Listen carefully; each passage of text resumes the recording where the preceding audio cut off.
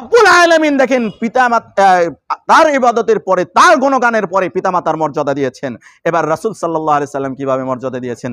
একজন সাহাবী আবু হুরায়রা রাদিয়াল্লাহু তাআলা আনহু থেকে বর্ণিত, একজন সাহাবী নবী সাল্লাল্লাহু আলাইহি সাল্লামের কাছে গিয়ে জিজ্ঞাসা করলেন, ইয়া রাসূলুল্লাহ, সর্বপ্রথম কার খেদমত করব? পিতামাতার মধ্যে কার খেদমত করব? নবী সাল্লাল্লাহু আলাইহি সাল্লাম বলছেন তোমার মার।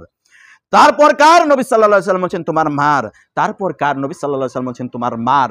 তারপর কার? নবী সাল্লাল্লাহু আলাইহি সাল্লাম বলছেন তোমার বাবার। তিনবার বলেছেন মায়ের কথা, একবার বলেছেন পিতার কথা।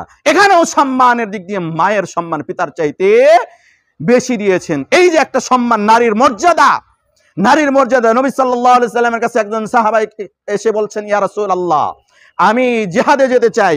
নবী সাল্লাল্লাহু আলাইহি সাল্লাম বলছেন, তোমার ঘরে কি মা আছে? বৃদ্ধ মা আছে? বলছে, হ্যাঁ, আমার ঘরে বৃদ্ধা মা আছে। নবী সাল্লাল্লাহু আলাইহি সাল্লাম বলছেন, জিহাদে যেতে হবে না, জিহাদ কিন্তু ফরজ ইবাদত, সে জিহাদে যেতে হবে না, তোমার ঘরে গিয়ে তোমার মায়ের খেদমত করো।